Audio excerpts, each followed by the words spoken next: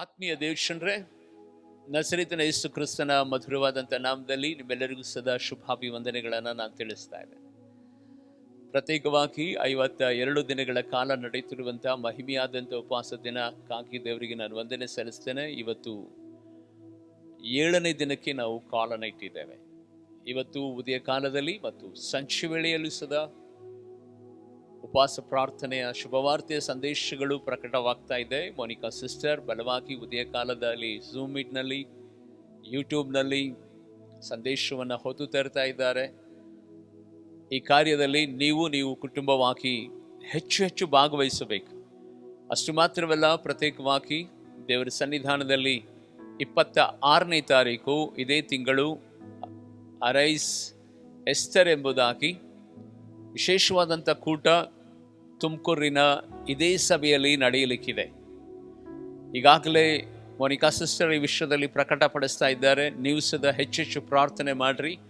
ಕರ್ನಾಟಕದಾದ್ಯಂತ ಇರುವಂಥ ನನ್ನ ಆತ್ಮೀಯ ಸಹೋದರಿಯರು, ತಾಯಂದಿರು, ಪ್ರತ್ಯೇಕವಾಗಿ ಪ್ರಾರ್ಥನಾ ವೀರಾಂಗನೆಯರು ಈ ವಿಶೇಷವಾದಂಥ ಕೂಟದಲ್ಲಿ ಭಾಗವಹಿಸುವುದರ ಮೂಲಕವಾಗಿ ನಮ್ಮ ರಾಜ್ಯದ ದರ್ಶನ, ವಿಷನ್ ಕರ್ನಾಟಕ ಎನ್ನುವಂಥ ಈ ದರ್ಶನದೊಟ್ಟಿಗೆ ನೀವು ಸದಾ ಕೈ ಜೋಡಿಸ್ರಿ. 26ನೇ ತಾರೀಕು ನಿಮ್ಮನ್ನು ನೀವು ಸಿದ್ಧಪಡಿಸಿಕೊಳ್ಳ್ರಿ. ಈಗಲಿಂದಲೇ ಪ್ರಾರ್ಥನೆ ಮಾಡಿರಿ. ದೇವರು ನಿಮ್ಮನ್ನು ಆಶೀರ್ವಾದ ಮಾಡಲಿ.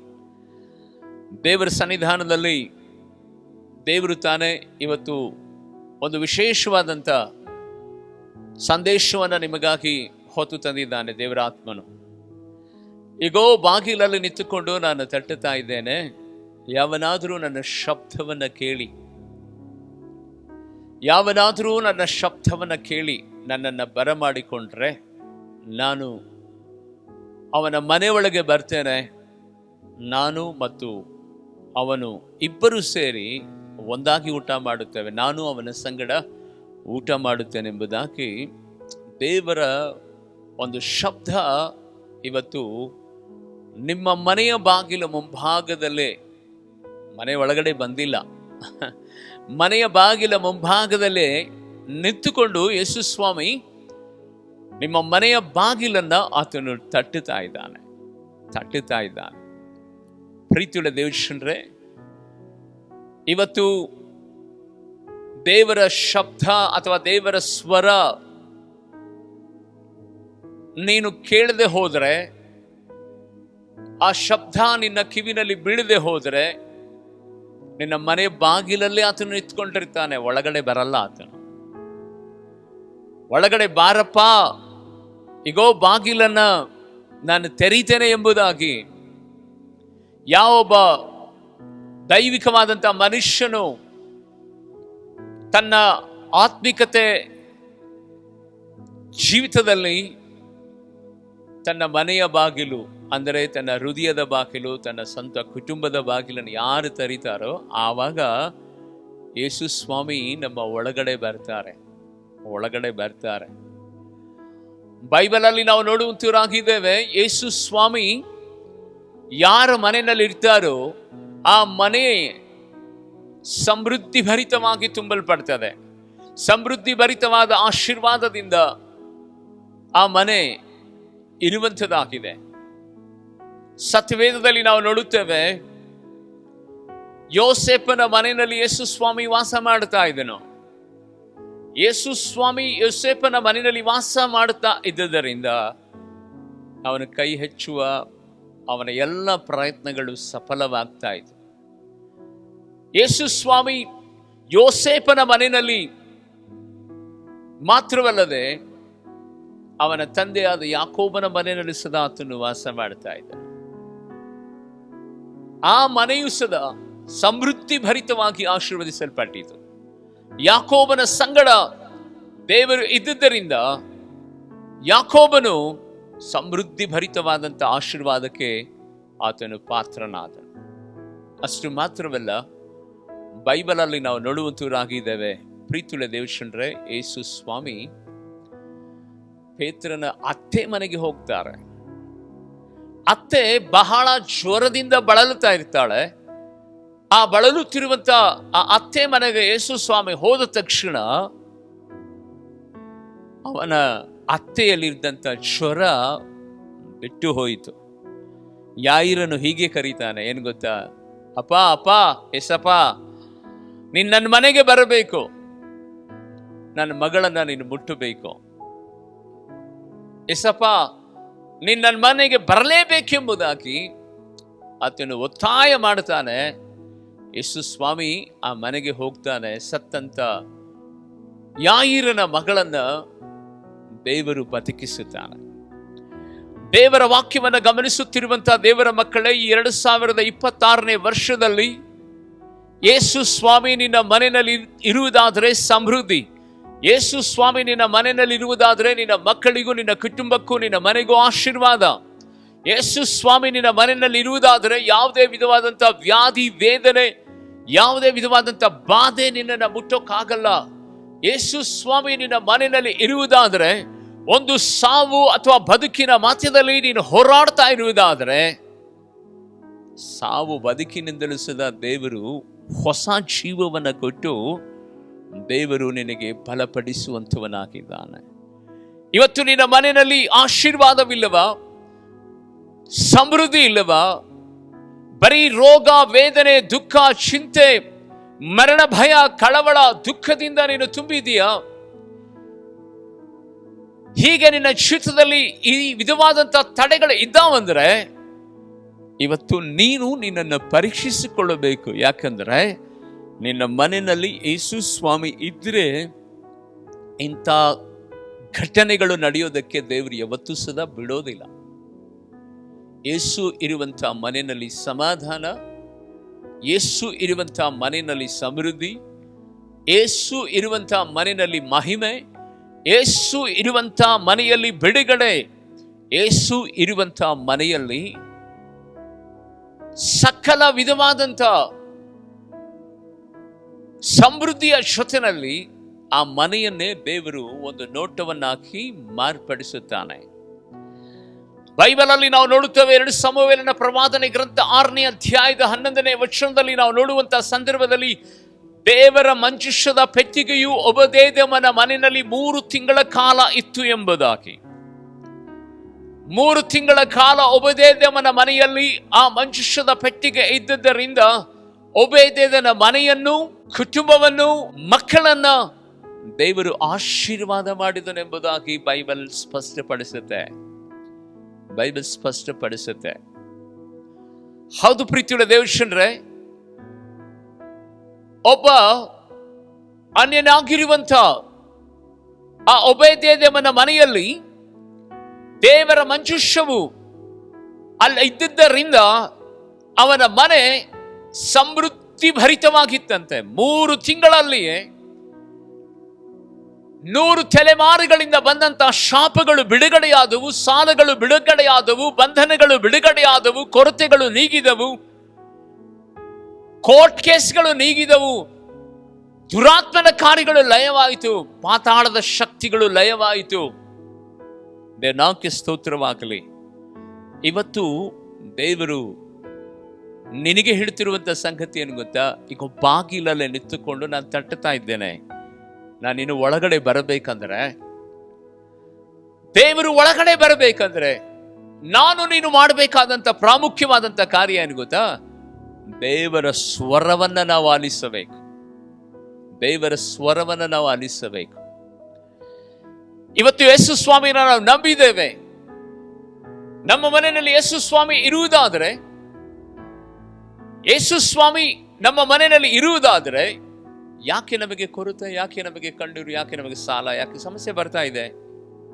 ಯೇಸು ಸ್ವಾಮಿ ನಮ್ಮ ಮನೆಯಲ್ಲಿ ಇದ್ದಾರಾ? ಆತನ ಶಬ್ದ ಕೇಳ್ತಾ ಇದ್ದೇವಾ? ಆತನ ಸ್ವರ ಪ್ರಕಟವಾಗ್ತಾ ಇದೆಯಾ? ಎಲ್ಲ ಪ್ರೀತಿಯುಳ್ಳ ದೇವಜನರೇ, ನಮ್ಮ ಮನೆಯಲ್ಲಿ ಯೇಸು ಸ್ವಾಮಿ ಇರುವುದಾದರೆ ಈ ರೀತಿಯಾದ ತಡೆಗಳು ಇರೋದಿಲ್ಲ. ಇವತ್ತು ತಡೆ ಇದೆ ಅಂದರೆ ಯೇಸು ಸ್ವಾಮಿ ಇರೋದು ಯಾರ್ಯಾರಿದ್ದಾರೆ? ಟಿವಿ ಇದೆ, ಮೊಬೈಲ್ ಇದೆ, ಸೀರಿಯಲ್ಗಳು ಓಡ್ತಾ ಇರ್ತದೆ, ಗಂಡ ಹೆಂಡತಿ ಮಕ್ಕಳು ಮೊಮ್ಮಕ್ಕಳು ತಲೆಮಾರಿನವರೆಲ್ಲರೂ ಸದಾ ಇವತ್ತು ಮೊಬೈಲನ್ನು ಹಿಡ್ಕೊಂಡು ಆ ಕಡೆ ಈ ಕಡೆ ಮೂಲೆಯಲ್ಲಿ ಕೂತ್ಕೊಂಡು ನಿನ್ನ ಮನೆಯಲ್ಲಿ ಅನೇಕ ವಿಧವಾದಂಥ ದರಿದ್ರದ ಕಾರ್ಯಗಳನ್ನೇ ನೀವು ಕಣ್ಣಾರೆ ಕಾಣ್ತಾ ಇರ್ತೀರಿ. ದರಿದ್ರವಾದಂಥ ಕ್ರಿಯೆಗಳೇ ನಿಮ್ಮ ಮನೆಯಲ್ಲಿ ಇರುವುದರಿಂದ ದೇನಾಕ್ಕೆ ಸ್ತೋತ್ರವಾಗಲಿ. ನಿಮ್ಮ ಜೀವಿತದಲ್ಲಿ ಇವತ್ತು ಅದ್ಭುತಗಳು, ಅತಿಶಯಗಳು ಕಾಣದ ಹಾಗೆ ಕೊರತೆನಲ್ಲಿದ್ದೀರಿ. ಅಶುದ್ಧತೆ ಮನೆಯನ್ನು ಆಳ್ವಿಕೆ ಮಾಡ್ತದೆ. ಅಶುದ್ಧತೆ ಇವತ್ತು ಕುಟುಂಬವನ್ನು ದೇವರ ಸಾನ್ನಿಧ್ಯಾನದಲ್ಲಿ ಪ್ರವೇಶ ಮಾಡದ ಹಾಗೆ ಮಾಡುತ್ತೆ. ನಿಮಗೆ ಗೊತ್ತಿರಲಿ, ಬೈಬಲಲ್ಲಿ ನಾವು ನೋಡುತ್ತೇವೆ, ಮೋಶನ ಕಾಂಡ 19ನೇ ಅಧ್ಯಾಯ 14 ಮತ್ತು 15ನೇ ವಚನವನ್ನ ನೀವು ಮನೆಯಲ್ಲೇ ಇದ್ದೀರಲ್ಲ, ನೀವು ಆಮೇಲೆ ಓದಿಕೊಳ್ಳ್ರಿ. ದೇವರು ಅಲ್ಲಿ ಹೇಳುತ್ತಿರುವಂತ ಸಂಗತಿ ಏನು ಗೊತ್ತಾ? ಈಗ ನೀವು ನಿಮ್ಮ ಬಟ್ಟೆಗಳನ್ನ ತೊಳೆದುಕೊಳ್ಳಿರಿ, ನಾಳೆ ನಿಮ್ಮ ಮಧ್ಯದಲ್ಲಿ ನಾನು ಅದ್ಭುತಗಳನ್ನ ಮಾಡುತ್ತೇನೆ ಎಂಬುದಾಗಿ.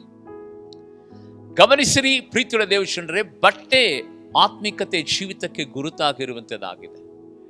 ದೇವರ ಸ್ವರ ನಮಗೆ ಕೇಳಿಸಲ್ಪಡಬೇಕು. ದೇವರು ನಮ್ಮ ಮನೆಯಲ್ಲಿ ವಾಸ ಮಾಡಬೇಕಂದ್ರೆ ದೇನಾಕ್ಕೆ ಸ್ತೋತ್ರವಾಗಲಿ. ಪ್ರತ್ಯೇಕವಾಗಿ ಕರ್ತನ ಸನ್ನಿಧಾನದಲ್ಲಿ ನಮ್ಮನ್ನು ನಾವು ಪರಿಶುದ್ಧವಾದಂಥ ಜೀವಿತಕ್ಕೆ ಸಮರ್ಪಣೆ ಮಾಡಿಕೊಡಬೇಕು. ಪರಿಶುದ್ಧತೆಯಿಂದ ಜೀವಿತವನ್ನು ನಡೆಸಬೇಕು. ಪರಿಶುದ್ಧತೆ ಇಲ್ಲದೆ ದೇವರು ನಮ್ಮ ಮನೆಯಲ್ಲಿ ವಾಸ ಮಾಡೋದಕ್ಕೆ ಆಗಲ್ಲ. ಪರಿಶುದ್ಧತೆ ಇಲ್ಲದೆ ನಮ್ಮ ಗುಡಾರಗಳಲ್ಲಿ ದೇವರು ವಾಸ ಮಾಡೋದಕ್ಕೆ ಆಗಲ್ಲ. ದೇವರು ನಮ್ಮ ಮನೆಯಲ್ಲಿ ವಾಸ ಮಾಡಬೇಕಂದ್ರೆ ನಮ್ಮ ಜೀವನ ಹೇಗಿರಬೇಕು ಗೊತ್ತಾ? ಪರಿಶುದ್ಧತೆಯಿಂದ ನಮ್ಮ ಕುಟುಂಬ ತುಂಬಲ್ಪಟ್ಟಿರಬೇಕು. ನಮ್ಮ ಮನೆಯಲ್ಲಿ ಯಾವುದೇ ಅಶ್ಲೀಲವಾದಂಥ, ಯಾವುದೇ ವಿಧವಾದಂಥ ಚಲನಚಿತ್ರಗಳಾಗಲಿ, ಯಾವುದೇ ವಿಧವಾದಂಥ ಈ ಲೋಕದ ಸಂಗತಿಗಳು, ಕ್ರಿಯೆ ಕಾರ್ಯಗಳಾಗಲಿ ನಾವು ಮನೆಯಲ್ಲಿ ಇರಬಾರದು. ಬೆನೆಹಿನ್ ಎನ್ನುವಂಥ ಒಬ್ಬ ದೊಡ್ಡ ಸೇವಕ ಈಗಲೂ ಸದಾ ಅವರು ಬದುಕಿದ್ದಾರೆ. ಆ ಮನುಷ್ಯನ ಕುರಿತು ಒಂದು ಸಾಕ್ಷಿ ಹೀಗೆ ಹೇಳಲ್ಪಡುತ್ತದೆ. ಯೇಸು ಸ್ವಾಮಿ ಅವರ ಮನೆಯಲ್ಲಿ 1 ವಾರಗಳ ಕಾಲ ಯೇಸು ಸ್ವಾಮಿನೇ ಜೊತೆನಲ್ಲಿ ತಂಗಿದ್ರಂತೆ. ಅವರು ಸಾಕ್ಷಿ ಹೇಳ್ತಾರೆ, ಜೊತೆನಲ್ಲಿ ತಂಗಿದ್ರಂತೆ. 7 ದಿನಗಳ ಕಾಲ ಒಬ್ಬರಿಗೊಬ್ಬರು ಮುಖಾಮುಖಿಯಾಗಿ ನೋಡ್ತಾ ಇದ್ದಾರೆ, ಮಾತಾಡ್ತಾ ಇದ್ದಾರೆ, ಜೊತೆನಲ್ಲೇ ಇದ್ದಾರೆ. ಒಂದು ದಿನ ಅವಸರದ ನಿಮಿತ್ತವಾಗಿ ಹೊರಗಡೆ ಹೋಗಬೇಕು ಬೆನಿಹಿನ್ ಅವರು. ಆಗ ಯೇಸಪ್ಪನಿಗೆ ಕರೀತಾರಂತೆ ಅವರು, ಯೇಸಪ್ಪ ಬಾ, ನಾನು ನೀನು ಇಬ್ರು ಸೇರಿ ಹೊರಗಡೆ ಹೋಗ್ಬರೋಣ ಅಂತ ಹೇಳಿದರೆ, ಇಲ್ಲ ನಾನು ಇಲ್ಲೇ ಇರ್ತೇನೆ, ಈ ಮನೆಯಲ್ಲಿ ನನಗೆ ತುಂಬಾ ಸಂತೋಷ ಇದೆ, ಈ ಮನೆಯಲ್ಲಿ ನನಗೆ ತುಂಬಾ ಸಂತೋಷ ಇದೆ. ಹಾಗಾದರೆ ಇರು ಎಂಬುದಾಗಿ ಬಾಗಿಲನ್ನು ಲಾಕ್ ಮಾಡಿ ಆತ ಹೊರಗಡೆ ಕೆಲಸಕ್ಕೆ ಹೋಗಿ ಆ ಕೆಲಸದ ಮಧ್ಯದಲ್ಲಿ ಅಯ್ಯೋ ಯೇಸಪ್ಪ ಇದಾನೋ ಇಲ್ಲವೋ ಎಂಬುದಾಗಿ ಅವಸರದಿಂದ ಮನೆಗೆ ಬಂದು ಬಾಗಿಲನ್ನು ತರುವಾಗ ಯೇಸಪ್ಪ ಇನ್ನೂ ಅಲ್ಲೇ ಇದ್ದರಂತೆ.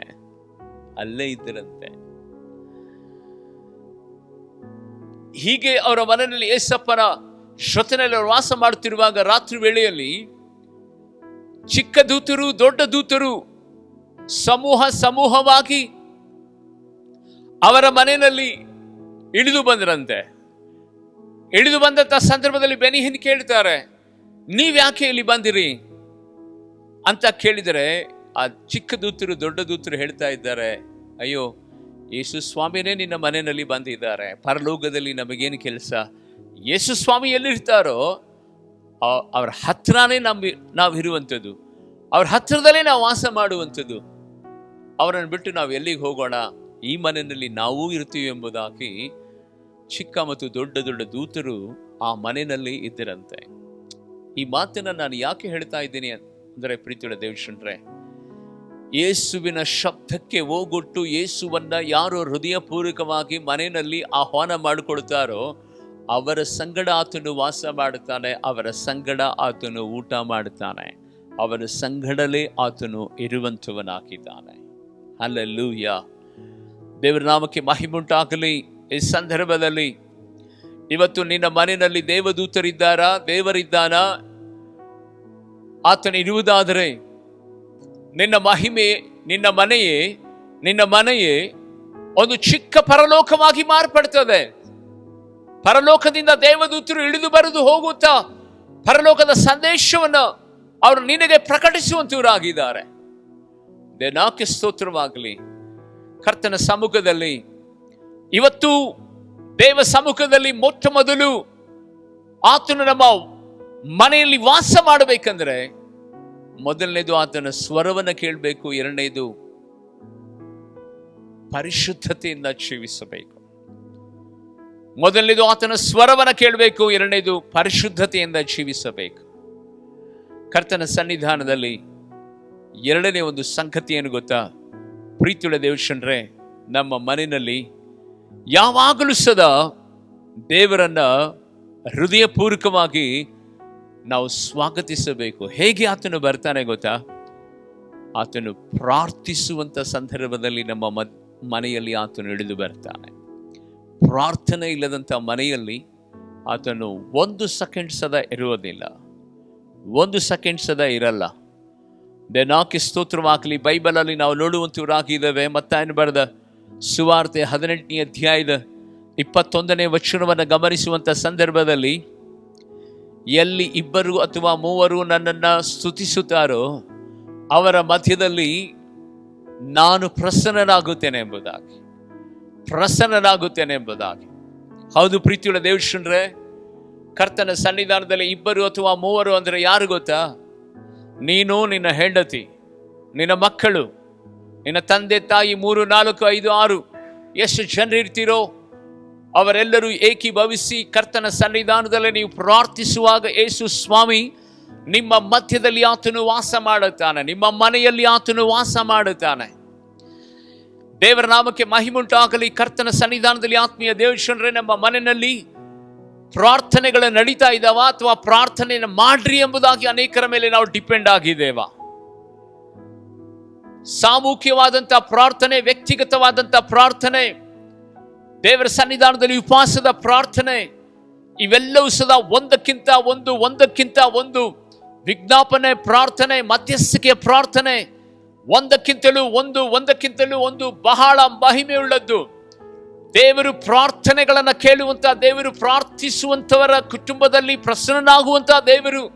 ಯಾವಾಗ ಕುಟುಂಬವಾಗಿ ಗಂಡ ಹೆಂಡತಿ ಮಕ್ಕಳು ತಂದೆ ತಾಯಿ ಒಟ್ಟಾಗಿ ಸೇರಿ ನಾವು ಪ್ರಾರ್ಥಿಸುತ್ತೇವೋ ಆ ಮನೆಯಲ್ಲಿ, ಆ ಗುಡ್ಡಾರದಲ್ಲಿ ಯೇಸು ಸ್ವಾಮಿ ಇಳಿದು ಬರ್ತಾನೆ. 18ನೇ ವಚನವನ್ನು ನೀವು ಓದುವಂತಹ ಸಂದರ್ಭದಲ್ಲಿ ಬೈಬಲ್ ಹೇಳ್ತದೆ, ಮತ್ತಾಯನು ಬರೆದ ಸುವಾರ್ತೆ 18:18ರಲ್ಲಿ, ಭೂಲೋಕದಲ್ಲಿ ನೀವು ಏನು ಕಟ್ಟುತ್ತೀರೋ ಅದು ಪರಲೋಕದಲ್ಲಿ ಕಟ್ಟಲ್ಪಡುತ್ತದೆ, ಭೂಲೋಕದಲ್ಲಿ ನೀವು ಏನು ಬಿಚ್ಚುತ್ತೀರೋ ಅದು ಪರಲೋಕದಲ್ಲಿ ಬಿಚ್ಚಲ್ಪಡುತ್ತದೆ. ಇಂಥ ಮಹಿಮೆಯ ಅಧಿಕಾರ, ಇಂಥ ಅದ್ಭುತವಾದಂಥ ಕೃಪೆ ಒಬ್ಬ ಮನುಷ್ಯನಿಗೆ, ಒಂದು ಕುಟುಂಬಕ್ಕೆ, ಅಥವಾ ಗಂಡ ಹೆಂಡತಿಗೆ, ಅಥವಾ ಇಲ್ಲಿ 2, 3 ಕರ್ತನ ಸ್ತುತಿಸಿ ಪ್ರಾರ್ಥಿಸಿ ಯಾವ ಸಂಗತಿಗಳನ್ನು ನೀವು ಕಟ್ಟುತ್ತೀರೋ ಅದು ಪರಲೋಕದಲ್ಲಿ ಕಟ್ಟಲ್ಪಡ್ತದೆ.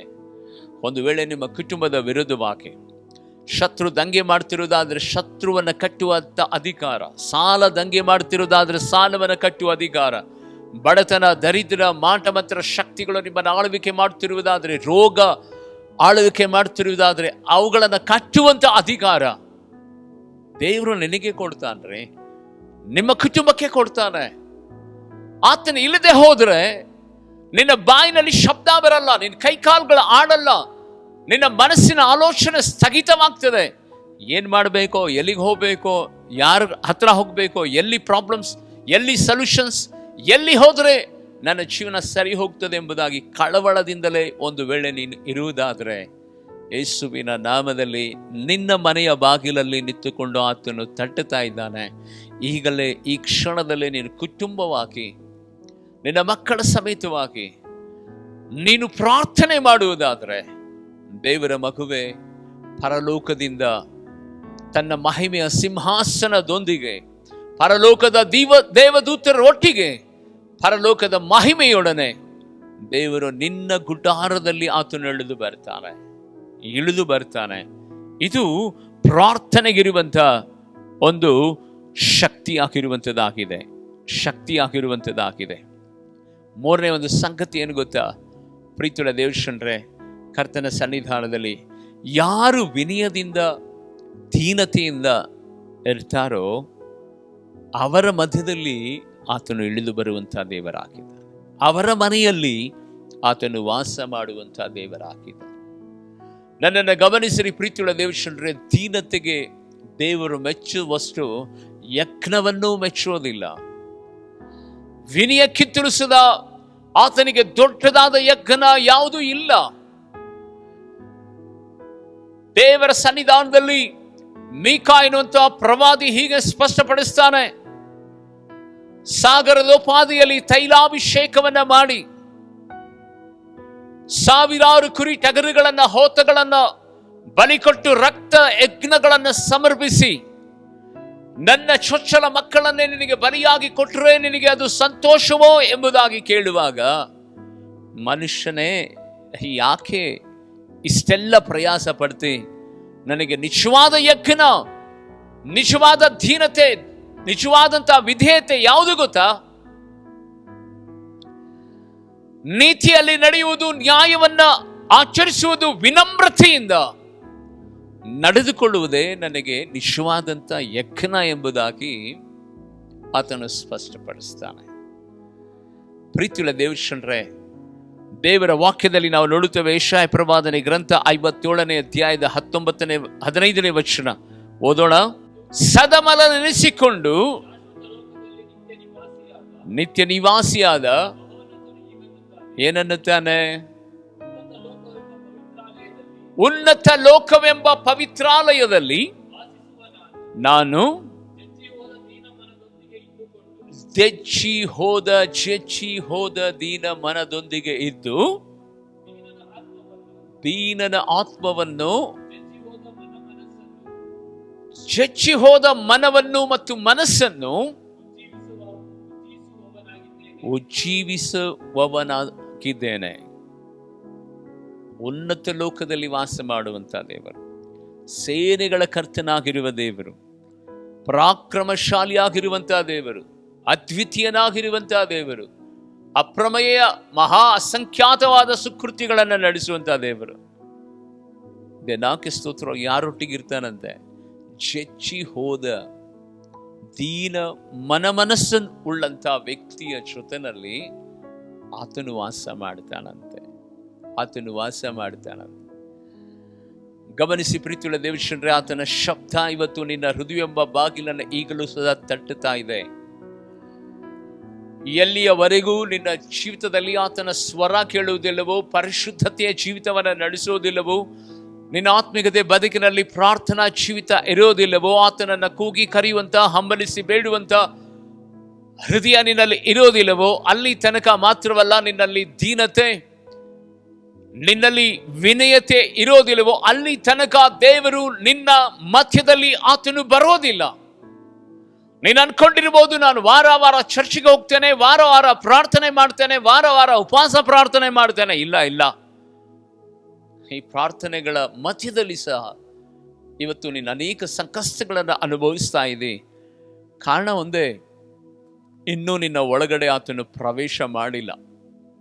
ಯಾಕೆಂದ್ರೆ ಮನೆ ಅನ್ನುವಂಥದ್ದು ಪರಿಶುದ್ಧವಾಗಬೇಕು. ಯಾವುದೋ ಒಬ್ಬ ಗೆಸ್ಟ್ ನಿನ್ನ ಮನೆಯಲ್ಲಿ ಬರ್ತಾ ಇದ್ದಾನೆ ಅಂದರೆ ನಿನ್ನ ಮನೆಯನ್ನೆಲ್ಲ ಕ್ಲೀನ್ ಮಾಡ್ತೀಯ, ನಿನ್ನ ರೂಮ್ಗಳನ್ನೆಲ್ಲ ಕ್ಲೀನ್ ಮಾಡ್ತೀಯ. ಅಲ್ಲಿ ಇಲ್ಲೇನಾದ್ರು ಸ್ವಲ್ಪ ಸ್ಮೆಲ್ ಬರ್ತಾ ಇದೆ ಅಂದರೆ ಸ್ಪ್ರೇ ಮಾಡ್ತೀಯ, ಒಳ್ಳೆ ಸೆಂಟನ್ನು, ಒಳ್ಳೆ ಫ್ಲೇವರ್ ಇರೋ ಸೆಂಟನ್ನು ನೀವು ಸ್ಪ್ರೇ ಮಾಡ್ತೀರಾ. ಅವ್ರು ಬಂದ ತಕ್ಷಣ ಅವರನ್ನು ಆಹ್ವಾನ ಮಾಡೋದಕ್ಕೆ ಗಂಡ ಹೆಂಡತಿ ಮಕ್ಕಳೆಲ್ಲರೂ ಸದಾ ಸಿದ್ಧರಾಗ್ತೀರಾ. ಅವ್ರ ಜೊತೆನಲ್ಲಿ ಕುತ್ಕೊಳ್ತೀರಾ, ಅವ್ರ ಜೊತೆನಲ್ಲಿ ಊಟ ಮಾಡ್ತೀರಾ. ಅನೇಕ ವಿಧವಾದಂಥ ಶುಭ ಸಾಂದರ್ಭಿಕವಾದಂಥ ಮಾತುಗಳನ್ನು ನೀವು ಮಾತನಾಡ್ತೀರಾ.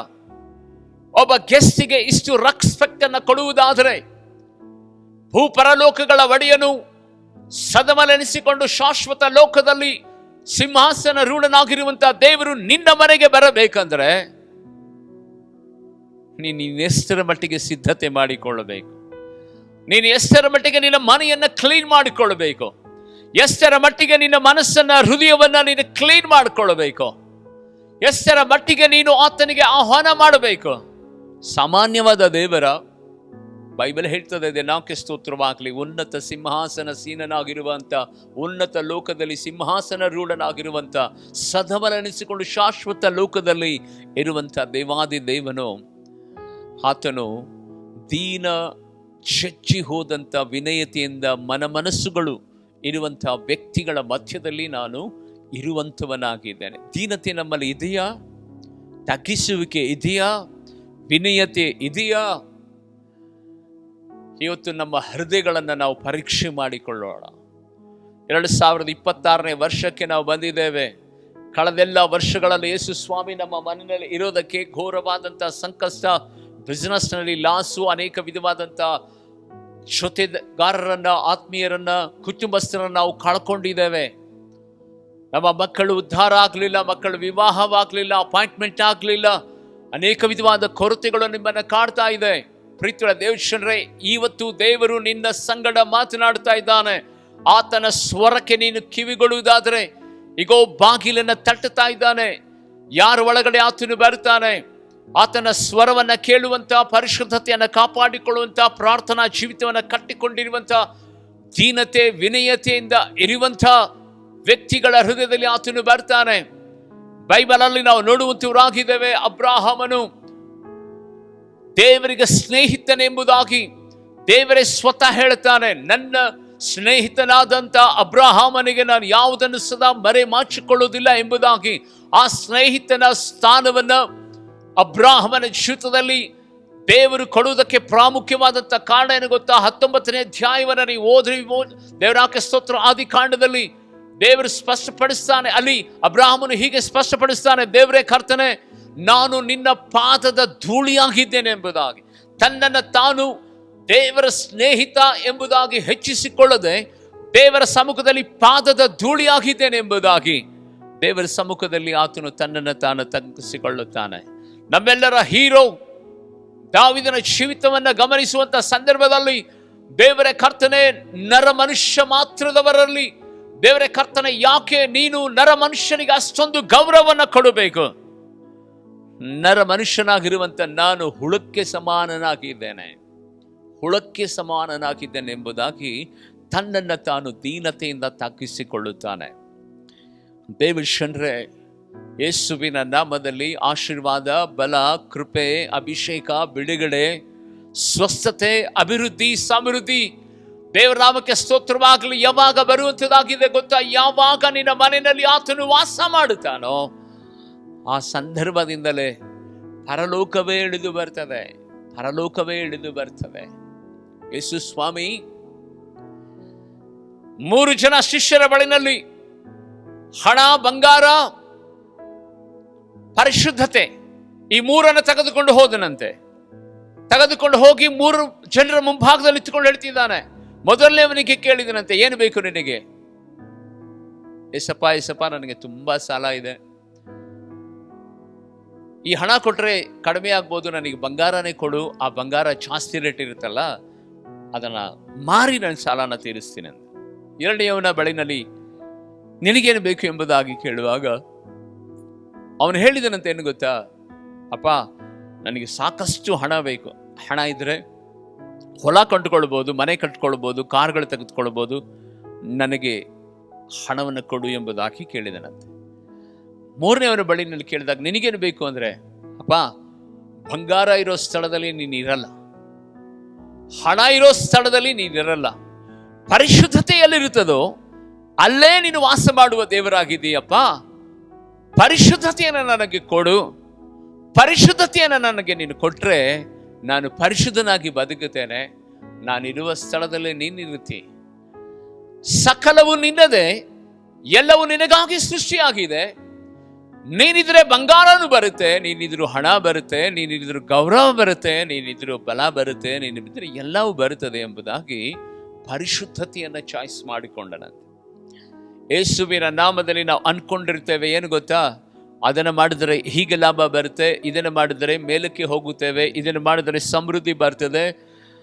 ಆ ಮೋಟಿವೇಶನ್ ಸ್ಪೀಚನ್ನು, ಈ ಮೋಟಿವೇಶನ್ ಸ್ಪೀಚನ್ನು, ಇದನ್ನ ಕೇಳಿ ಇವತ್ತು ನೆಲ ಹತ್ತಿರುವುದಾದರೆ ಯೇಸುವಿನ ನಾಮದಲ್ಲಿ ಪ್ರೀತಿಯ ದೇವಶನ್ರೆ, ದೇವರ ಸನ್ನಿಧಾನದಲ್ಲಿ ಪರಿಶುದ್ಧತೆ ಇಲ್ಲದೆ ದೇವರ ಮಹಿಮೆಯನ್ನ, ದೇವರನ್ನ ಕಾಣೋದಕ್ಕೆ ಆಗಲ್ಲ. ದೇವರ ಅದ್ಭುತಗಳನ್ನು ಹೊಂದಿಕೊಳ್ಳೋದಕ್ಕೆ ಆಗಲ್ಲ. ಪರಿಶುದ್ಧನಾಗಿರುವಂತ ಆ ರಾಜ ನಿಮ್ಮ ಮನೆಯಲ್ಲಿ ವಾಸ ಮಾಡಿದರೆ ಮಾತ್ರ ನಿಮ್ಮ ಮನೆ ಉದ್ಧಾರವಾಗುತ್ತದೆ. ಬೈಬಲಲ್ಲಿ ನಾವು ನೋಡುವಂತವರಾಗಿದ್ದೇವೆ, ಒಬೇದೇದಮನ ಮನೆಯಲ್ಲಿ ಕೇವಲ 3 ತಿಂಗಳ ಕಾಲ ದೇವರ ಮಂಜುಷ ಪೆಟ್ಟಿಗೆ ಇದ್ದುದರಿಂದ ಅವನ ಜೀವಿತದಲ್ಲಿ ಅವನು ಮಾತ್ರವಲ್ಲ, ಬೈಬಲ್ ಹೇಳ್ತದೆ, ಒಬೇದೇದಮನು ಮತ್ತು ಅವನ ಮನೆಯವರು ಆಶೀರ್ವಾದ ಪೂರ್ಣರಾದರು. ಅವನ ಹೆಂಡತಿ, ಅವನ ಮಕ್ಕಳು, ಅವನ ಮೊಮ್ಮಕ್ಕಳು, ಅವನ ಸೊಸೆಂದಿಯರು, ಅವನ ಮಕ್ಕಳ ಗಂಡಂದರು, ಪ್ರತಿಯೊಬ್ಬರು ಸುಧಾ.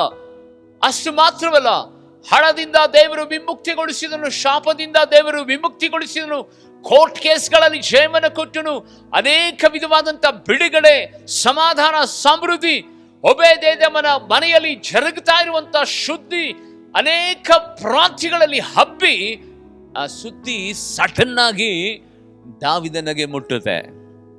ದಾವಿದನಿಗೆ ಮುಟ್ಟಿದಂಥ ಸಂದರ್ಭದಲ್ಲಿ ಅಲೆರರೆ, ಎಂಥ ಕೆಲಸ ಮಾಡಿಬಿಟ್ಟೆ ನಾನು, ದೇವರ ಮಂಜುಷವನ್ನ ನಾನು ಬೀದಿನಲ್ಲೇ ಬಿಟ್ಟು ಬಂದುಬಿಟ್ಟನಲ್ಲ ಎಂಬುದಾಗಿ ಓಡೋಡಿ ಬರ್ತಾನೆ ದಾವಿದ, ಓಡೋಡಿ ಬರ್ತಾನೆ. ಆಗ ಒಬೇದೇದಮನಿಗೆ ಕೇಳ್ತಾನೆ, ಏನು ಗೊತ್ತಾ, ನೋಡಪ್ಪ, ನಾನೇನೋ ಮಿಸ್ ಮಾಡಿ ನಾನು ನಿನ್ನ ಮನೆಯಲ್ಲಿ ಬೀದಿನಲ್ಲಿ ಮಂಜುಷ ಪೆಟ್ಟಿಗೆಯನ್ನು ಬಿಟ್ಟುಕೊಂಡು ಹೋದೆ, ನನಗದು ಬೇಕು ಎಂಬುದಾಗಿ ರಿಕ್ವೆಸ್ಟ್ ಮಾಡಿ ಗೋಣಿ ಚೀಲವನ್ನು ದೀನತೆಯಿಂದ ಕಟ್ಟಿಕೊಂಡು ಆ ಮಂಜುಷ ಪೆಟ್ಟಿಗೆಯನ್ನು ಯೆರೂಸಲೇಮಿಗೆ ತೆಗೆದುಕೊಂಡು ಬರ್ತಾನೆ. ಬೈಬಲಲ್ಲಿ ನೋಡುತ್ತೇವೆ, ಯಾವಾಗ ಆ ಮಂಜುಷ ಪೆಟ್ಟಿಗೆಯನ್ನು ತನ್ನ ಗುಡಾರದಲ್ಲಿ ಅಂದರೆ ಯೆರೂಸಲೇಮಿನಲ್ಲಿ ಅದನ್ನು ಇಟ್ಟುಕೊಂಡನು, ಆವಾಗಿನಿಂದಲೇ ದಾವಿದನ ಸಿಂಹಾಸನವನ್ನು ದೇವರು ಸ್ಥಿರಪಡಿಸಿದನು ಎಂಬುದಾಗಿ. Hallelujah, hallelujah. ಪ್ರೀತಿಯ ದೇವಶನ್ರೆ, ಇವತ್ತು ದೇವರು ನಿನ್ನ ಬಾಗಿಲಲ್ಲಿ ನಿಂತುಕೊಂಡು ತಟ್ಟುತ್ತಾ ಇದ್ದಾನೆ. ನಾನು ಒಳಗಡೆ ಬರಬೇಕು, ದಾರಿ ಮಾಡಿಕೊಡು, ನಾನು ಒಳಗಡೆ ಬರಬೇಕು, ನಿನ್ನ ಜೊತೆಲಿ ಊಟ ಮಾಡಬೇಕು, ದಾರಿ ಮಾಡಿಕೊಡ್ಬೇಕು, ದಾರಿ ಮಾಡಿಕೊಡು.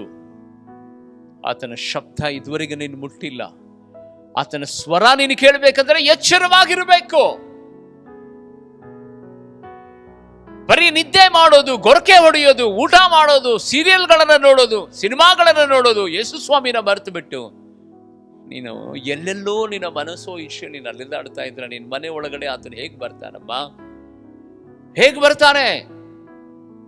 ಈ 52 ದಿನಗಳ ಕಾಲ ಉಪವಾಸ ಪ್ರಾರ್ಥನೆ, ಬೆಳಿಗ್ಗೆ ಪ್ರಾರ್ಥನೆ, ಮಧ್ಯಾಹ್ನ ಪ್ರಾರ್ಥನೆ, ರಾತ್ರಿ ಪ್ರಾರ್ಥನೆ, ಝೂಮ್ ಮೀಟಿಂಗ್ಗಳು, ಕ್ರುಸೇಡ್ಗಳು, ಮೀಟಿಂಗ್ಗಳು. ಯಾಕೆ? ಅದರಲ್ಲಿ ನಮಗೆ ಸಂತೋಷ ಇದೆ, ಅದರಲ್ಲಿ ನಮಗೆ ಬಹಳ ಬಲ ಇರುವಂಥದ್ದಾಗಿದೆ. ಯಾಕೆಂದ್ರೆ ನಾವು ಯೇಸಪ್ಪನನ್ನ ಬಿಟ್ಟು ನಾವು ಬದುಕೋದಕ್ಕೆ ಇಷ್ಟಪಡಲ್ಲ.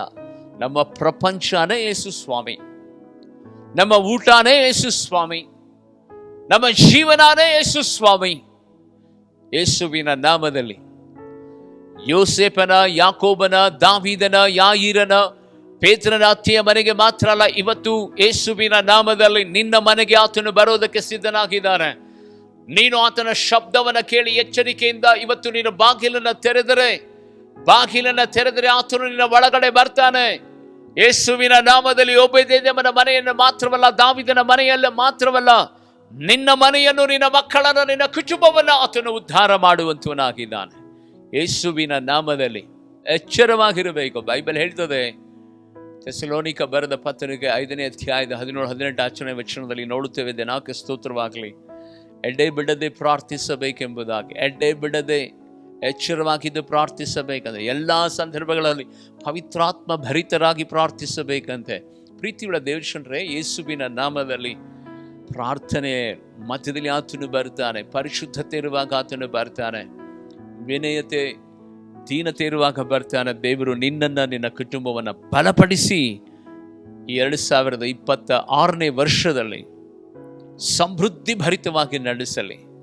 ಆತನ ಸ್ವರವನ್ನು ಯಾವಾಗಲೂ ಕೇಳ್ರಿ. ನನ್ನ ಮನೆಯಲ್ಲೇ ವಾಸ ಮಾಡು, ನನ್ನ ಜೊತೆನಲ್ಲೇ ವಾಸ ಮಾಡು, ಅಪ್ಪ ನಿನ್ನನ್ನು ಬಿಟ್ಟು ನಾನು ಅಗಲಲ್ಲ ಎಂಬುದಾಗಿ ಇರುವ ಸ್ಥಳಗಳಲ್ಲಿ ಕಣ್ಣುಗಳನ್ನು ಮುಚ್ಚಿ ಪ್ರಾರ್ಥನೆ ಮಾಡೋಣವಾ? ಪ್ರಾರ್ಥನೆ ಮಾಡೋಣ. ಏಕೀಭವಿಸಿ ಪ್ರಾರ್ಥನೆ ಮಾಡಿರಿ. ತಂದೆಯಾದ ದೇವರೇ, ನಜರೇತಿನ ಯೇಸುವಿನ ನಾಮದಲ್ಲಿ ಅಪಾ ದೇವರೇ ಕರ್ತನೆ, ಈ ವಿಶೇಷವಾದಂಥ ವರ್ಷದ 6ನೇ ದಿನದ ಈ ರಾತ್ರಿ ವೇಳೆಯಲ್ಲಿ ನಿನ್ನ ಭಕ್ತರ ಮಧ್ಯದಲ್ಲಿ ಪ್ರತ್ಯೇಕವಾಗಿ ಸಂದೇಶವನ್ನು ಕೇಳುತ್ತಿರುವಂಥ ವಿಶ್ವದ ಅನೇಕ ಭಾಗಗಳಿಂದ ದೇವರೇ ಕರ್ತನೆ, ನಿನ್ನ ಸ್ವರವನ್ನು ಆಲಿಸುತ್ತಿರುವಂಥ ನಿನ್ನ ಮಕ್ಕಳ ಜೀವಿತದಲ್ಲಿ ದೇವರೇ ಕರ್ತನೆ ಸ್ವಾಮಿ, ಇವತ್ತು ಮಹಿಮೆಯಾದಂಥ ಪರಲೋಕದ ಬಾಗಿಲುಗಳನ್ನು ತೆರೆ ಮಾಡು. ಯೇಸುವಿನ ನಾಮದಲ್ಲಿ ದೇವರೇ ಕರ್ತನೆ, ಇವರ ಹೃದಯ, ಇವರ ಮನೆ, ಇವರ ಮನಸ್ಸು ದೇವರೇ ಇವತ್ತು ತೆರೆಯಲ್ಪಡಲಿ. ದೇವರೇ ಇವತ್ತಿನಿಂದ ದೇವಾದಿ ದೇವರೇ ಕರ್ತನೆ, ಈ ಮಕ್ಕಳ ಸಂಗಡ ನೀನು ಪ್ರವೇಶ ಮಾಡಿ ಅವರ ಜೊತೆಯಲ್ಲಿ ಊಟ ಮಾಡಿ ನಿನ್ನ ಮಕ್ಕಳಿಗೆ ಕರ್ತನೆ ಸ್ವಾಮಿ ಆದರಣೆಯನ್ನು ನೀಡಿ 2026ನೇ ವರ್ಷದಲ್ಲಿ ಕರ್ತನೆ ಸ್ವಾಮಿ ಹಿಂದೆಂದು ಕಾಣದೇ ಇರುವಂಥ ದೈವಿಕವಾದಂಥ ಪರಿಶುದ್ಧತೆ, ದೈವಿಕವಾದಂಥ ಕರ್ತನೆ ಸ್ವಾಮಿ ಪ್ರಾರ್ಥನಾ ಜೀವಿತ, ದೈವಿಕವಾದಂಥ ವಿನಯತೆ, ದೈವಿಕವಾದಂಥ ಕರ್ತನೆ ಸ್ವಾಮಿ ದೀನತೆ ದೇವರ ಕರ್ತನ ಮಕ್ಕಳಲ್ಲಿ ನೀನು ಉಂಟು ಮಾಡಿ ಯೇಸುವಿನ ನಾಮದಲ್ಲಿ ಕುಟುಂಬವಾಗಿ ದೇವರ ಕರ್ತನೆ ನಿನ್ನನ್ನು ಬರಮಾಡಿಕೊಂಡು ಕಟ್ಟುವುದಕ್ಕೂ ಬಿಚ್ಚುವುದಕ್ಕೂ ಕರ್ತನೆ ಸ್ವಾಮಿ ಅಧಿಕಾರವನ್ನು ಕೊಟ್ಟು ಏಸಯ್ಯ ದೇವರ ಕರ್ತನೆ ನಿನ್ನ ಪರಲೋಕದ ಮಹಿಮೆ, ಪರಲೋಕದ ಕರ್ತನೆ ಸಿಂಹಾಸನ, ಪರಲೋಕದ ದೂತರು ಒಬ್ಬೊಬ್ಬರ ಗುಡಾರದಲ್ಲಿ ಕರ್ತನೆ ಇಳಿದು ಬಂದು ದೇವರ ಕರ್ತನೆ ಸ್ವಾಮಿ 2026 ವರ್ಷದಲ್ಲಿ ಕಳೆದೆಲ್ಲ ವರ್ಷಗಳಲ್ಲಿ ಏನು ಕಾಣಲಿಲ್ಲವೋ ಆ ಸಂಗತಿಗಳು ಕಣ್ಣಾರೆ ಕಂಡು ದೇವರು ಒಬ್ಬದೇವನ ಮನೆಯಲ್ಲಿ ಅದ್ಭುತಗಳನ್ನು ನಡೆಸಿದ ಹಾಗೆ ಈಗಲೂ ಸಹ ನಿನ್ನ ಮಹಿಮೆ, ನಿನ್ನ ಪ್ರಸನ್ನತೆ, ನಿನ್ನ ಪ್ರಭಾವ ಕಡಿಮೆ ಇಲ್ಲ ದೇವ. ಯೇಸುವಿನ ನಾಮದಲ್ಲಿ ದೇವರೇ ಒಂದೊಂದು ಗುಡ್ಡಾರಗಳಲ್ಲಿ ಸದಾ ದೇವರೇ ನಿನ್ನನ್ನು ಆಹ್ವಾನಿಸುವ, ದೇವರೇ ಕರೆಯುವಂತ, ನಿನ್ನನ್ನು ಪ್ರೀತಿಸುವಂತ, ನಿನ್ನ ಜೊತೆಯಲ್ಲಿ ವಾಸ ಮಾಡೋದಕ್ಕೆ ಇಷ್ಟವಂತ ಒಂದೊಂದು ಗುಡಾರಗಳಲ್ಲಿ ನೀನೇ ನಿನ್ನ ಪರಲೋಕವನ್ನು ಏರ್ಪಾಟು ಮಾಡಿ ಒಬ್ಬೊಬ್ಬರನ್ನ ನೀನು ಬಲಪಡಿಸು ಯೇಸುವಿನ ನಾಮದಲ್ಲಿ. ದೇವರೇ ಇವರ ಮಕ್ಕಳ ಭವಿಷ್ಯತ್ತು, ಮದುವೆಯ ಸಂಗತಿಗಳು, ಎಲ್ಲ ವಿಧವಾದ ಬಂಜೆತನದಿಂದ ಬಿಡುಗಡೆ ಮಾಡಿ ಪ್ರತ್ಯೇಕವಾಗಿ ದೇವರೇ ಕರ್ತನೆ ಕುಟುಂಬಗಳಲ್ಲಿ ದೇವರೇ ಕರ್ತನೆ ಇವತ್ತಿನಿಂದ ದೇವರೇ ನಿನ್ನ ಸ್ವರ್ಗದ ಭಂಡಾರಗಳನ್ನು ತೆರೆದು ನೀನು ಆಶೀರ್ವಾದ ಮಾಡಿ. ಯಾರು ಹಾಸಿಗೆ ಮೇಲಿದ್ದಾರೋ ಯೇಸುವಿನ ನಾಮದಲ್ಲಿ ಈಗಲೇ ಎದ್ದು ಕೂತುಕೊಳ್ಳಲಿ. ಯಾರು ಕರ್ತನೆ ಸ್ವಾಮಿ ಬಡತನದಲ್ಲಿದ್ದಾರೋ ದೇವರೇ ಅವರ ಕೊರತೆಗಳು ನೀಗಲ್ಪಡಲಿ ಯೇಸುವಿನ ನಾಮದಲ್ಲಿ. ಸಾಲದ ಬಡ್ಡಿಯ ನಗುಗಳನ್ನು ದೇವರೇ ನೀನು ಲಯಪಡಿಸಿ ನನ್ನ ಮಕ್ಕಳನ್ನು ಕರ್ತನೆ ದೃಢಪಡಿಸಿ ದೇವರೇ ಕರ್ತನೆ ಈ ನೂತನವಾದ ವರ್ಷದಲ್ಲಿ ಆಶೀರ್ವದಿಸಿ ನಡೆಸಬೇಕೆಂಬುದಾಗಿ ಯೇಸುವಿನ ನಾಮದಲ್ಲಿ ಬೇಡಿ ಪ್ರಾರ್ಥಿಸ್ತೇನೆ ನನ್ನ ಪರಲೋಕದ ತಂದೆಯಾದ ದೇವರೇ. ಆಮೇನ್, ಆಮೇನ್. ಕರ್ತನ ದಯೆಯೂ ಕರುಣೆಯೂ ನಿಮ್ಮೊಟ್ಟಿಗಿರಲಿ. ಪ್ರತ್ಯೇಕವಾಗಿ ಈ ಸಂದೇಶವನ್ನು ಅನೇಕ ಜನರಿಗೆ ನೀವು ಶೇರ್ ಮಾಡಿರಿ, ಸಬ್ಸ್ಕ್ರೈಬ್ ಮಾಡಿಕೊಡ್ರಿ. ಪ್ರತ್ಯೇಕವಾಗಿ ಉದಯ ಕಾಲದಲ್ಲಿ ನಡೆಯುವಂಥ ಪ್ರಾರ್ಥನೆ, ರಾತ್ರಿಯಲ್ಲಿ ನಡೆಯುವಂಥ ಪ್ರಾರ್ಥನೆಯಲ್ಲಿ ಕುಟುಂಬವಾಗಿ ಬಂದ್ರಿ. ಯೂಟ್ಯೂಬ್ನಲ್ಲಿ, ಝೂಮ್ನಲ್ಲಿ, ಇನ್ಸ್ಟಾದಲ್ಲಿ ನೋಡುತ್ತಿರುವಂಥ ನಿಮ್ಮೆಲ್ಲರನ್ನ ದೇವರು ಬಲಪಡಿಸಲಿ. ಸಾವಿರ ಸಂಖ್ಯೆಯಲ್ಲಿ ಅನೇಕ ಜನರಿಗೆ ವಿಶೇಷವಾದಂಥ ಲಿಂಕನ್ನು ಶೇರ್ ಮಾಡಿ. God bless you all. Thank you.